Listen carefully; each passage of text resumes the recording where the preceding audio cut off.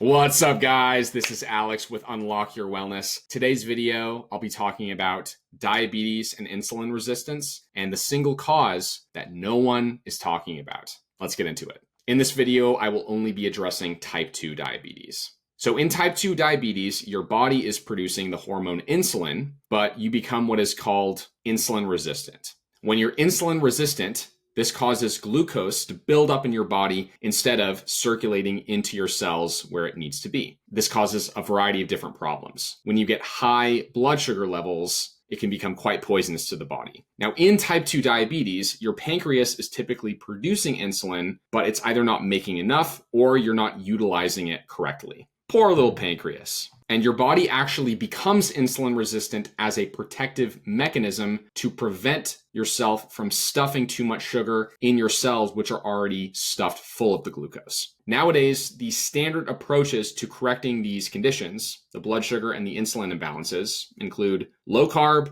keto, going carnivore, or intermittent fasting. And they tend to work wonders for a lot of people. They can really be like magic and change people's lives. However, I have worked with several clients who have been on these approaches, on these nutrition protocols, being on a keto diet, on a carnivore diet, zero carbs, moderate protein, unlimited fat. You would think that that would totally resolve their problems, except they were still waking up with fasting glucose levels well above 100 milligrams per deciliter. How is this even possible? What is it that could possibly be causing these chronically high levels of glucose, despite having the perfectly ideal macronutrient levels that tend to resolve these insulin issues? Enter nickel.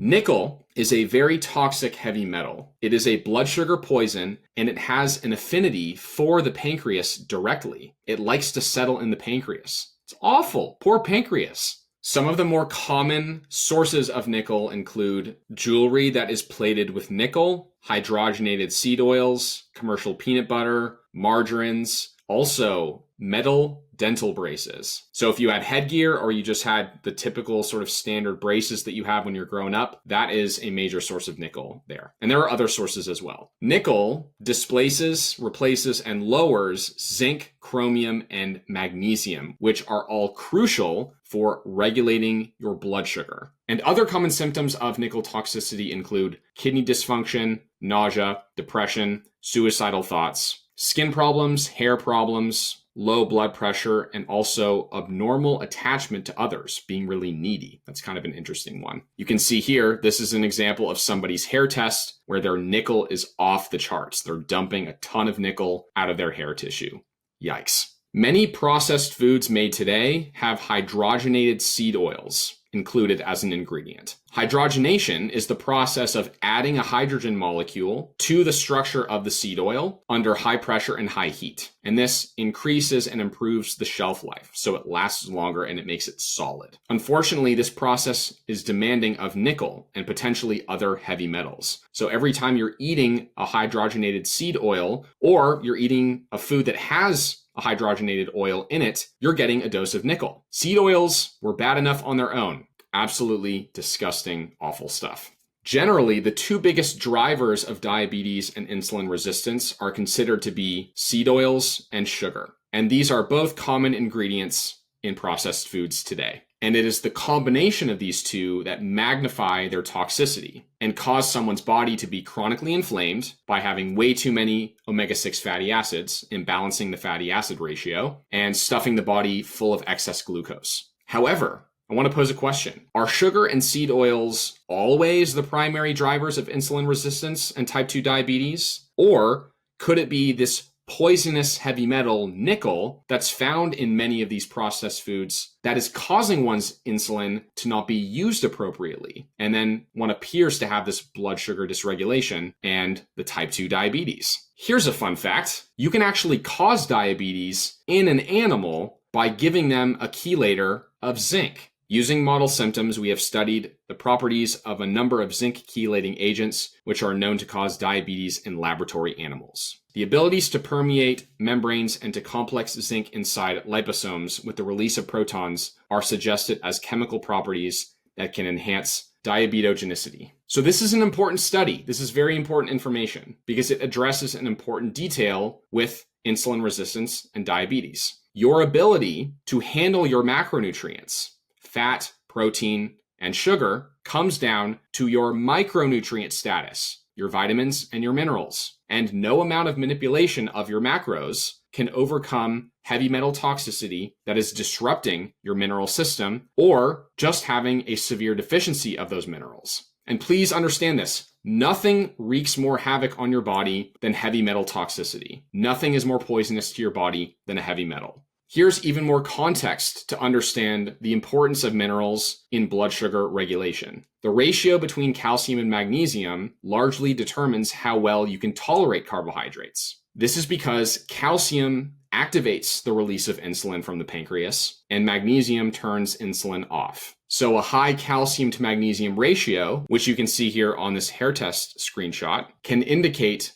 poor carb tolerance or too much release of insulin. And you could also say the opposite is true. If a very low ratio of calcium to magnesium was present, that would also not be good for tolerating carbohydrates. And we also have two trace minerals that are crucial when it comes to blood sugar regulation. Zinc and chromium, which are both antagonized by nickel, also adhere to insulin and extend its action. So we can also see poor blood sugar handling come about because of a deficiency of these two minerals as well. So understand, the point I'm trying to make is not that sugar and seed oils aren't a big deal. Okay, they definitely are. You don't want to mess around with them. You don't want to have them in your diet if you are trying to be a healthy person. The point I'm trying to make is that there are other factors involved in your ability to tolerate and process carbohydrates and glucose beyond just what your macronutrient ratios are. If that was true, then everyone could just go on a low carb diet and increase their fat and they would just be fine. But I'm seeing that that's not the case more and more now today. So if you are not getting the results that you want from being on a low carb diet, you feel like you've tried everything. You've tried all these protocols that I mentioned. You are likely having trouble eliminating toxic heavy metals that are poisoning your blood sugar regulation. And you're also imbalanced and deficient in certain minerals and micronutrients. And I know I've said this before, but I'm going to drive it home again. Heavy metals are the biggest disruptors of all to good health. There is nothing more poisonous to your body than a heavy metal. They can totally disrupt your mineral system, especially if you have deficiencies. And the more stressed out and deficient and burnt out you are, the more heavy metals you are going to accumulate because you have nothing to protect yourself against being exposed to the metals in your environment chronically in the modern world. We can't escape the metals. They're in the air, they're in the food, they're in the water, they're everywhere, okay? So you have to take precautions to protect yourself. And modern life in this modern world doesn't facilitate that until it's too late and you're burnt out and you're in bed, you're bedridden all day. Heavy metals are also very difficult to measure outside of a hair test. Blood serum tests are usually not very accurate. So I highly recommend getting a hair test at some point in your life to get a greater picture of your body chemistry. And also remember, any heavy metal can cause any single symptom. And it's not just nickel. Aluminum, arsenic, mercury, cadmium, lead, uranium. There's tons of these metals, okay? And they're everywhere. So please be mindful. Please consider heavy metals as part of your health picture. It's very important. And if you are interested in getting a hair test and getting an idea and a picture into your body chemistry and seeing what your heavy metal burden is and going on a mineral balancing program, please reach out. You have my email there, you have my website, and you can also schedule a free consult with me. The link is in the description below. And that's it for the video. Thank you guys so much for watching. Hope you enjoyed it. Hope you got some value from it, and I will see you in the next one. Take care.